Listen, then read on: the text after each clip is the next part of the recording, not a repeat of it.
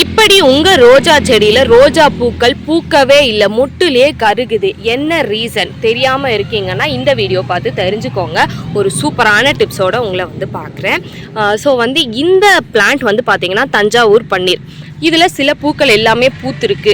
இந்த செடியிலே பூக்கள் பூத்து முடிஞ்சது எல்லாமே இருக்குது, அது எல்லாமே நல்லா பூத்துச்சு. பட் இந்த பூ மட்டுமே மலரல, மொட்டாவே இருக்குது. பட் அப்படியே கருகிடுச்சு, மலரவே இல்லை. என்ன ரீசன் அப்படின்னு பார்த்தீங்கன்னா இது ஒரு ஃபங்கல் டிசீஸ்.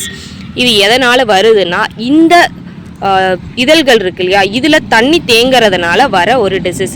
இதுக்கு என்ன ரீசன் அப்படின்னு பார்த்தீங்கன்னா ஒரு பயங்கரமான வெயிலுக்கு அப்புறம் மழை பெஞ்சிச்சுன்னா அதில் வந்து உங்களுக்கு இந்த இதழ்களில் தண்ணி நிற்க ஆரம்பிக்கும்.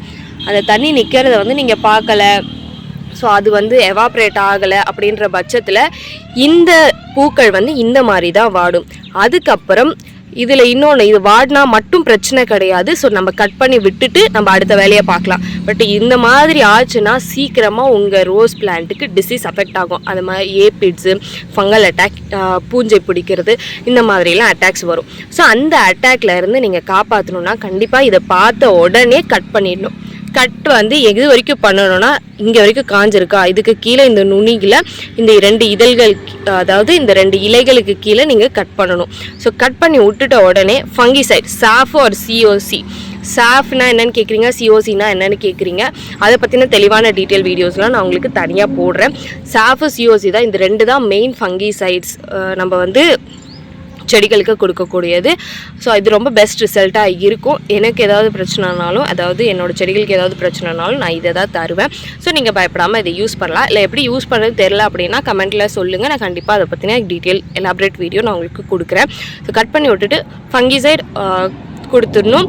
ஸோ அது எப்படி கொடுக்கணும் அப்படின்னு பார்த்தீங்கன்னா அது கட் பண்ணி விட்டுட்டதுக்கப்புறம் பிரான்ச் மேலே இந்த மாதிரி இந்த நுனிகளில் நீங்கள் அதை தடவி விடலாம்.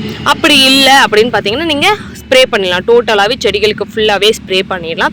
இது ஸ்ப்ரே பண்ணுறதுனால உங்களுக்கு வந்து முன்கூட்டியே நீங்கள் அந்த டிசீஸ் வர்றதுக்கு முன்னாடியே நீங்கள் ப்ரிகாப்ஷன் எடுத்த மாதிரி உங்கள் செடிகளை டிசீஸ்லேருந்து காப்பாற்றிடலாம். இதுக்கு பேர் வந்து என்ன அப்படின்னு பார்த்தீங்கன்னா ட்ரையிங் இன் பட்ஸ். பட்லேயே காயக்கூடிய ஒரு ஃபங்கல் டிசீஸ். ஸோ இதை டீபட்டிங் பண்ணிவிட்டு நீங்கள் உங்களுக்கு தேவையான ஃபங்கிசைடை பார்த்துட்டு எல்லா செடிகளுக்குமே கொடுங்க.